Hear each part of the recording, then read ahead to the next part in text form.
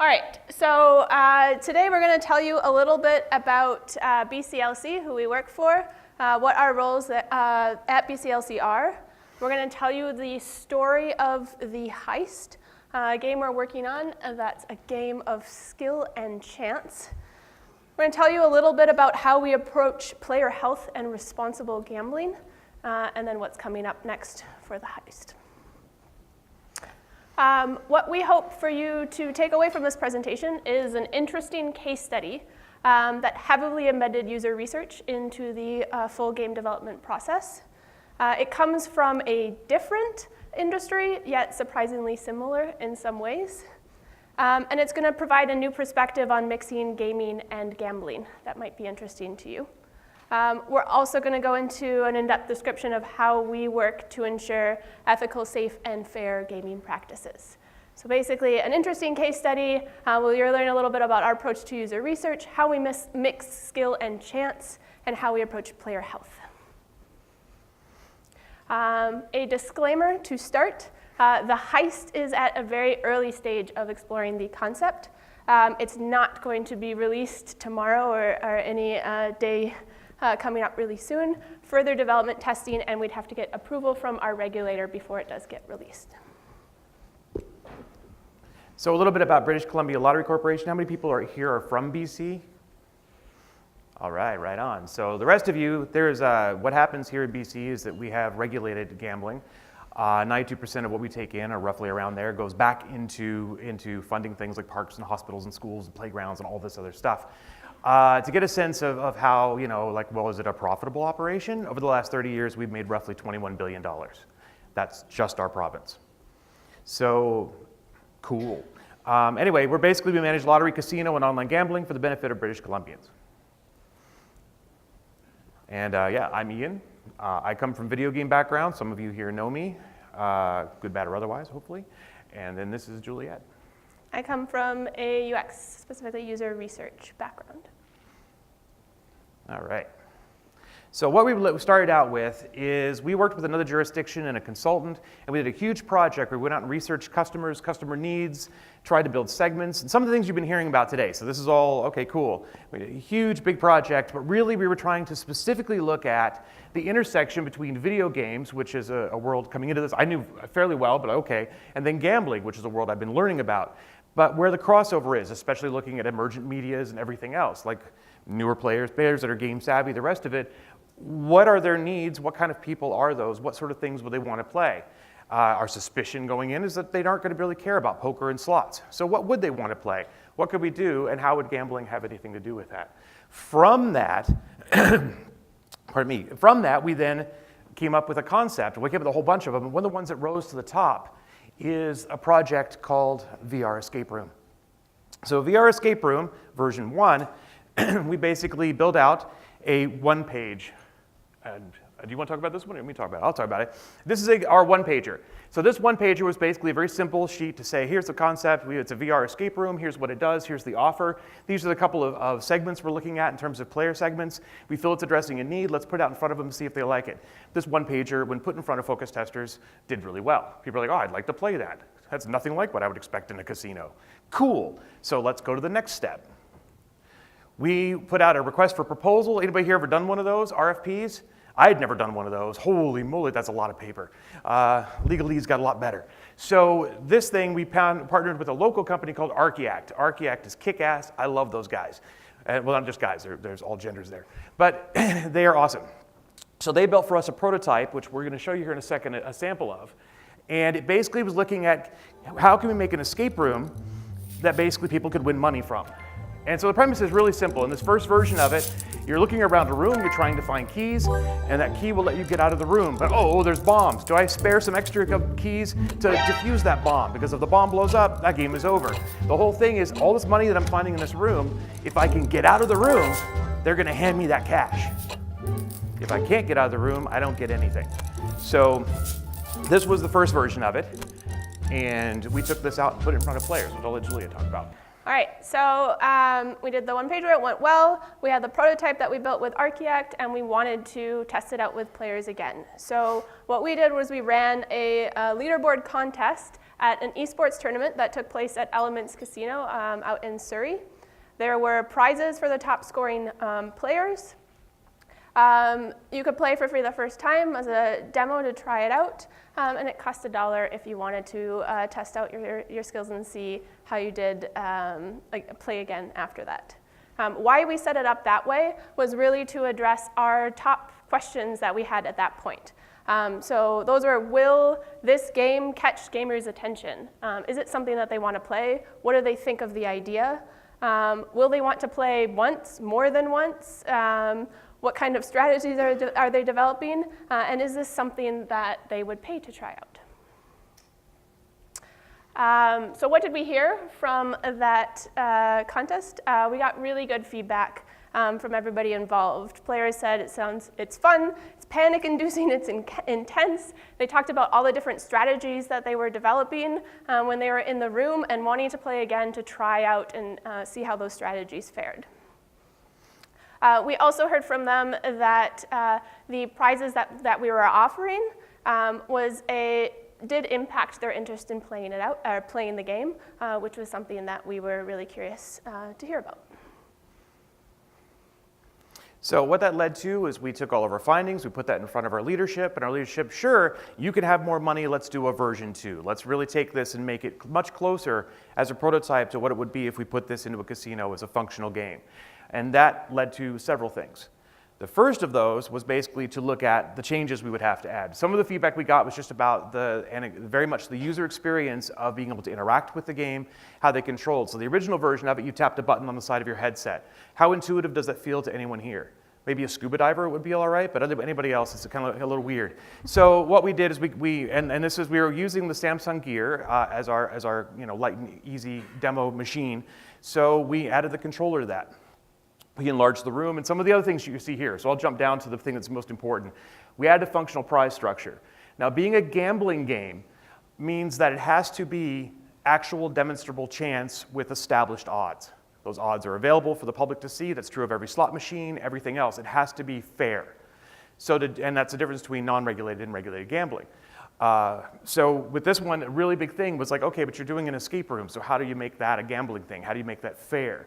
And so what you can see here is part of the prize structure that basically decides, and I'm going to demonstrate in a second with you how this works, but it basically says the chance of the game is how the room instantiates, how it populates. So any designers in the room here are fully aware of like, oh yeah, you're going to spawn stuff. Oh, you're randomizing that. Okay, we've all done RNGs, right? Who here hasn't done an RNG?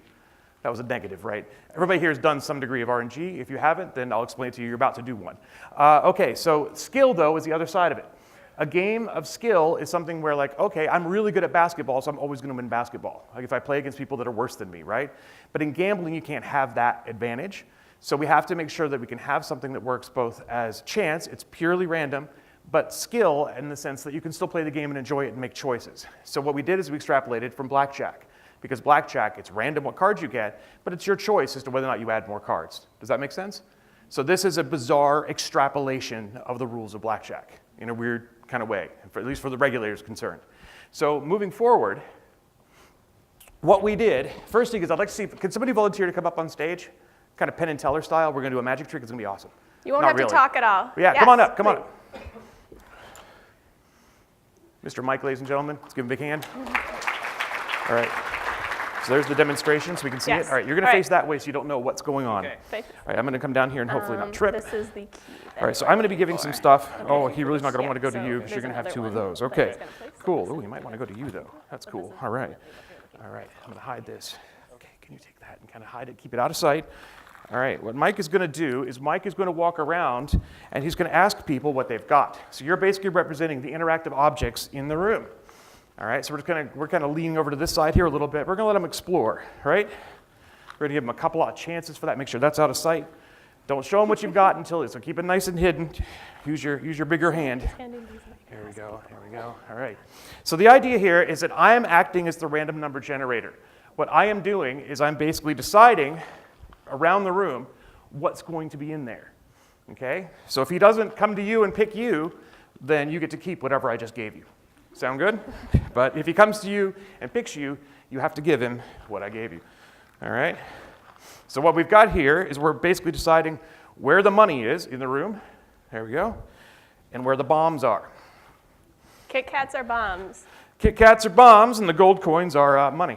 Well, they're fake. I can't give real money because, Hey, you know, no, look. some of you guys might be under 19.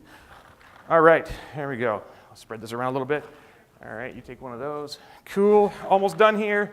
We're gonna give him 1 minute, and every time, though, that he picks up a bomb, he's gonna lose 10 seconds. All right, so that's gonna be super stressful for him, I'm sure. But knowing Mike, he's gonna stay calm under pressure. He's gonna be like a bar of ice. Is that a thing? It is now. Okay, right on. All right, there we go. I think I've got a distribution. Anybody here want any more of this? We got any more? We got good? All right, there we go. Throw that over there. Sorry, my aim is awful. You can tell why I became a game designer. There we go. Yes. All right. So here we go. Here we go. All right, so we got stuff stashed all over here for Mike to try and find. But the most important thing is that he is trying to find. Everybody got a little something there? Okay, make sure it's hidden so he doesn't know what you got. You got something? Here we go. But he's looking around to try to find the key, because if he finds the key, and it's a skeleton key, he will be able to keep everything he's collected from you guys. But if he doesn't find the key and we run out of time, then he's going to be in trouble because he has to give it all back. All right. And when you guys are ready, we're gonna count them down. Are you ready, Mr. Mike? All right, so I've spread it all kind of around these front few rows, a little bit everywhere. Good luck, and let's go. And go, yeah. You got it, man. Yep. Yep. And then they have to give it to you. And let us know what you find. All right, woo! His Nice, first choice was nice. good. So in the overall game, which you're going to see a footage of here in a minute, you're basically, he's you lost found 10 a bomb. seconds. Uh-oh. Okay, you lost 10 seconds. All right. Yeah, keep going. Yep, Kit Kats are bombs. Hurry, hurry.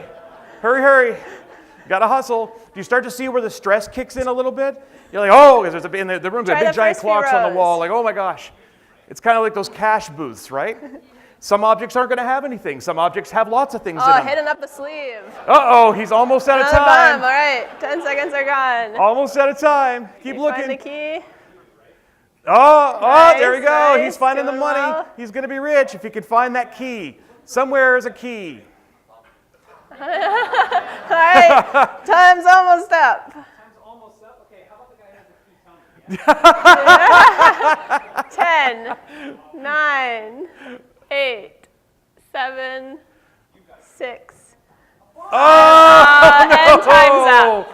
Oh. right. Well, the nice thing is you get to keep all your boms and eat Yeah, them. you can have that anyway. That's all good. All Thank right. you very much for participating. Thank you very much. Big hand for Mike.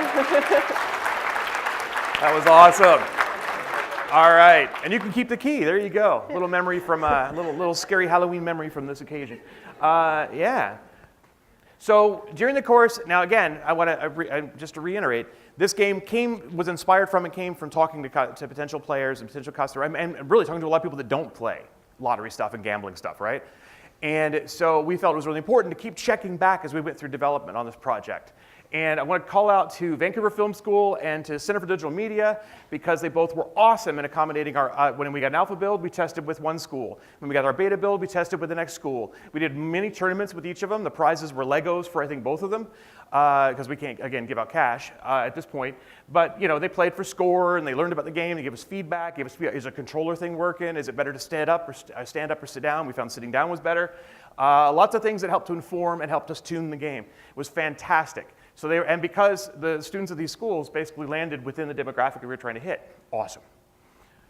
So while we were running these alpha and beta tests, we gathered a lot of data, talked to them a lot. We tracked things like their rate of escape. Were they able to find the key and make it out of the room or not? How did that change in subsequent plays? What were the strategies that they were using? And was it interesting to them? One thing that's worth calling out on this, we found, and this again, before we get to Stormcrow, is that we started to see a larger trend towards 50% of the room on multiple plays, not initial plays, but after they played the room 2 or 3 times, they got used to the VR, got used to the locations, and got their strategy together, that we were about 50% of the time, or slightly more, I think it got up to 65, we're getting out of the room. So that was less and less the concern. But then we were looking at, of those, about only half found all of the money that was in the room. So that meant they were escaping, but they were leaving money in the room behind, if that makes sense. And that was important because you start to look at, oh, well, that means are odds too hard? Is it too easy? And that gives us some tuning suggestions for prize structure before we finalize it. Super invaluable to pay attention to all those metrics. So one of the things we were discussing a lot during this development is where, if launched, would this game be run? Is it a thing that you can try and play at home, or is it something in venue where you're really traveling to try it out? And we really wanted to explore the in-venue option, and we wanted to do that before our bigger test. So we set up a station actually inside a TARDIS, which is awesome, at the Storm Crow Pub, a local pub here in Vancouver. Just set it up for a night and saw it just to see if anybody would approach and be interested in trying it out. The winner of that tournament that we ran was so excited, it was dangerous to look him in the eyes, so we've censored that for your safety. But notice he's got the grand prize stein from the official Stormcrow stein. He was very happy. So this is what the game looks like at this point. So you can see how it's not only has it gone to a blue shade, but it's got a lot more space in it, a lot more room to move around. It's much clearer in the timing and information. Is it frozen for some reason? I can't speak to that. But at any rate, we'll keep moving on. Come find me after this. I've got the video on my phone. I can show you what it looks like. Unfortunately, we don't have the game with us to show because it's currently being demoed for one of the other jurisdictions. Oh. And we've jumped out of our thing altogether. Okay. Right on. So in the room, though, what you've got is you've got a choice of chess, bombs, keys. One of the things we got rid of is in the original game, the bomb, if it blew up, would be the end of your session. And we changed that to being, as you saw here, it just removes time. But there's also a chest that's got bonus time in it. So you start to see strategies around that. We have a sign on it that tells you exactly how many objects you found out of the objects that have things in them are in the deck, or being in the room, so that you have a sense of progression. It was part of the feedback we got from the users. They wanted to know how close they were to finding all of the spots, because they wanted to know had they found all the money. Because we don't tell you how much money is in the room. You find that out after you get out of the room. And so here we go. This is the format for the tournament we did, and we did this as our big giant test. Who here knows what Grand Villa Casino is? I don't expect a lot of hands in this room, but just a few. So that was kind of what we wanted to test. If we announced in social media and other places that we were going to have this event and for this game, would it bring people and players to the casino to play it that don't normally go to a casino? Would patrons at the casino be interested in playing it? Would they come? And so we ran a 3-hour tournament, and here's the one big difference. Because we're inside of a casino, and because that's age-gated, so everyone in the space has to be 19, we were able, if people got out of the room, to hand them the cash that they had found. So that was a really neat new thing to be able to test. In addition, we had a tournament with, as you can see here, tournament prizes. So the top score of the night won $1,000. Not bad for 3 hours of work, right? This is what it looked like. We had demos up on the screens, the video that just failed to play for us there. And then we had a stage set up with 3 swivel chairs, nice big red velvet plush ones. And then we had an MC, we had some swag to give away, t-shirts and stuff like that. We had a DJ, because you gotta have a DJ if you're gonna play VR, right? And then this is our research station, which you can see Juliette there, and our other partner from Archeac, Mariana. And basically, so after people played, we were able then to say, hey, do you want to come over and answer some questions about the game and talk to us about it? We learned that there were, overall, we had 61 players, but that's because that's how many players we could accommodate in 3 hours. We had a hard lock by terms and conditions to decide a prize at the 3-hour mark. We actually had a waiting list about an hour and more beyond that of people who wanted to play. And we had a lot of them that played after that, just without being part of the prizing, just because they wanted to try the game. So the fact that we had that kind of excited response was awesome. 30 players managed to get out, so you see that's that 50% I was talking about. And that was on a lot of them on first try. $167 were handed out for people that won it from the game itself. Not from the tournament prizes, because of course we gave those prizes out too, but people managed to escape the room and win $167. And what we were happy to find out is that 59%, as you can see from the stat, came to the casino specifically for this event, which means we had people come in and come to the Personas restaurant at Grand Villa Casino to play a game that had no interest otherwise in things like slots and lottery and the rest of it. So we were hitting a different demographic, and they were happy with the experience. So another aspect to our game development process that is critical to the process is player health and responsible gambling. So at BCLC, we have a player health department that focuses on creating informed, healthy players. We work very closely with that department throughout all the games that we work on. What that looks like is all new games, initiatives, marketing campaigns, anything of the sorts gets very closely reviewed by the teams working on them and the player health department. They use tools like GamGuard, which is a tool that looks at different aspects of the games, the frequency, the accessibility, how easy it is to play, the jackpot size, if there's anything around an illusion of control. It takes in a bunch of inputs around those aspects and gives you a risk rating for the game. Because we're developing new games that shake up gambling or kind of push what traditional gambling games are, we also have to work with that team to develop a new game framework that more accurately accommodates or assesses some of the different types of games that we're exploring. So how would that look like for a game like The Heist? We, in addition to having many discussions with all sorts of stakeholders and the player health team, we also incorporate different types of questions into the research that we're doing at all these different phases of the game development. So questions look at things like, why are people interested in playing the heist? Is it to win the prizes? Is it because the game itself is fun? Why do they continue to play? How do they want to play? Where are they playing? What other types of games do they play? So we try to gauge who is playing the games. We also really want to understand how well players understand the game, how it works, and what the odds are. So those are all critical components in assessing in the player health assessment for the game. So the heist is not at this point yet, but if we do decide to launch it, BCLC would use the same gambling safeguards that we have for all our games that are currently available. So this includes things like game sense advisors and material in different facilities. We also have different tools around things like allowing players to set time limits or spend limits or to set up short-term lockouts.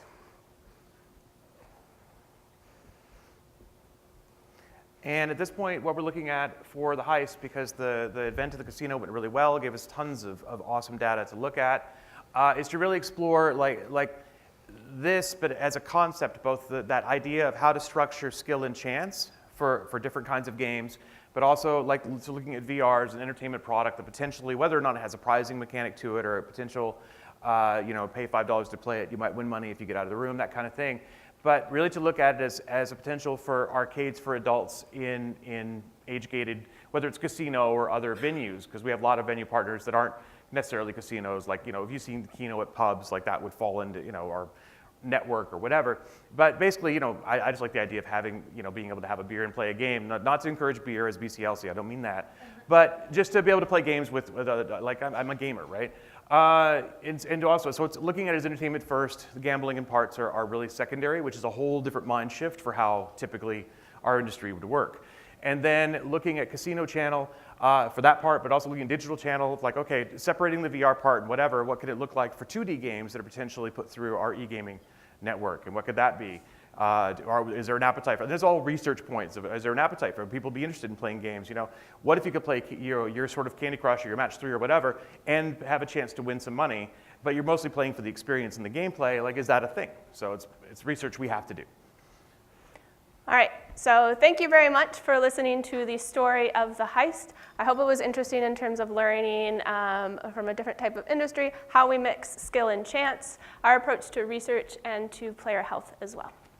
Thanks.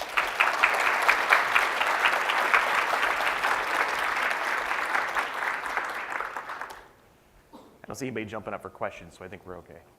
Oh wait, maybe somebody's jumping up. Hi. Yes, sir. Hey, so admittedly I don't have like a great understanding of gambling laws, but I imagine that it's very, very annoying to deal with like all the various rules in various jurisdictions. Do you run into any issues when you try to reach like an international market with all the various laws from different countries and try to like play with all of them? So we just operate within BC. Okay. We have different partners that we talk to in other jurisdictions. So within other provinces in Canada, and we'll talk to them about the game that we're working on, but it would be up to them as to whether or not that's something that they would want to launch in their jurisdiction, as well as if we work with any other partners who are interested in it, they would have to deal with that assessment and the legal aspects of their jurisdiction. So we just speak and work within BC gambling. So our products have an entirely different distribution and installation model than conventional game. We wouldn't just drop this on Google Play or something. But yes, Does that make sense? that would be. Because we can't regulate it that way. Okay, thank you. Right. You're welcome. All right. Thanks, everybody.